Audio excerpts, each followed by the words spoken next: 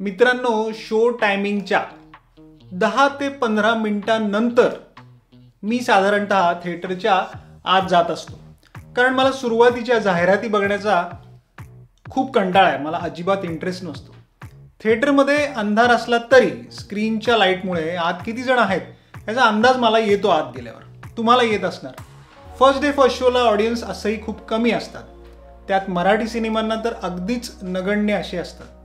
आज गुलाबी बघायला मी आत गेल्यावर माझ्यासहित केवळ 3 प्रेक्षक होते, आणि ते दोघेही म्हणजे मी सोडून जे उरलेले दोघे होते हे सुद्धा इंटरव्हल नंतर थोड्या वेळाने निघून गेले. का सांगतो. नमस्कार मित्रांनो, मी अजिंक्य उजळमकर आणि तुम्ही बघत आहात नवरंग रुपेरीचे यूट्यूब चॅनल. आणि आज मी रिव्ह्यू करणार आहे गुलाबी या मराठी सिनेमाचा अगदी थोडक्यात.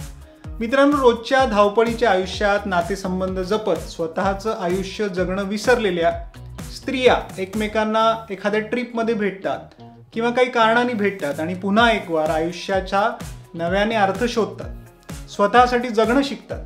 अशा आशयाच्या मराठी सिनेमात आता झिम्मा 1 आणि 2 नंतर बाई पण भारी देवा आणि आता गुलाबी या सिनेमाची भर पडली आहे. कथा तिघींची आहे. मधुरा म्हणजे मृणाल कुलकर्णी, डॉक्टर गौरी आपटे म्हणजे अश्विनी भावे व श्रुती मराठे या तिघींची.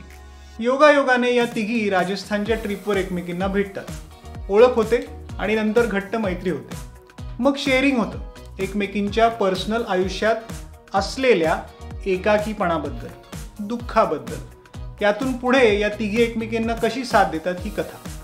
मित्रांनो, भारद्वाज जोशी यांनी लिहिलेली ही जी पटकथा आहे ही प्रचंड संथ, प्रचंड बाळबोध आणि प्रचंड रेंगाळलेली आहे की चित्रपट सुरू होताच काही वेळातच हा चित्रपट कंटाळवाणा व्हायला लागतो.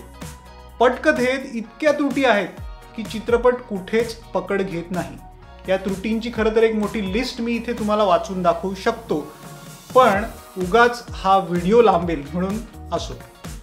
तसलेच अपरिपक्व असं दिग्दर्शन आहे अभ्यंग कोळेकर याचे. तो स्वतः म्हणजे अभ्यंग कोळेकर स्वतः मधुरा म्हणजे मृणाल कुलकर्णीच्या मावस भावाच्या रोलमध्ये पण आहे या सिनेमात. दिग्दर्शनासोबतच त्याचा अभिनय सुद्धा अगदी मख्ख आहे, एकदम एक्सप्रेशन लेस. म्हणजेच दिग्दर्शन जास्त रटाळ आहे की अभिनय हे ठरवणं खूपच अवघड आहे. संवाद सुद्धा इतके बाळबोध आहेत की बस. मृणाल कुलकर्णी आणि अश्विनी भावे यासारख्या दिग्गज अभिनेत्रींनी निदान स्क्रिप्ट अथवा डायरेक्टर बघून चित्रपट करणं अपेक्षित असल्याने शेवटी खूपच निराशा होते. दोघींचा अभिनय चांगला आहे, पण काय उपयोग.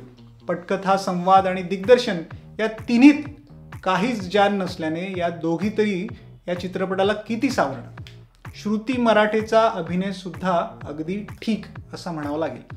सुहास जोशी, शैलेश दातार असे कलाकार सुद्धा अगदी वाया घातले आहेत.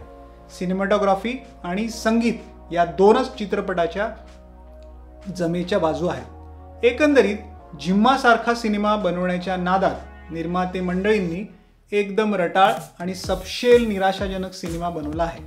म्हणून माझ्यासोबत असलेले इतर दोघे, थिएटरमध्ये असलेले इतर दोघे सुद्धा इंटरव्हल झाल्यानंतर अगदी थोड्याच वेळात निघून गेले आणि उरलो मी एकटा सिनेमागृहात.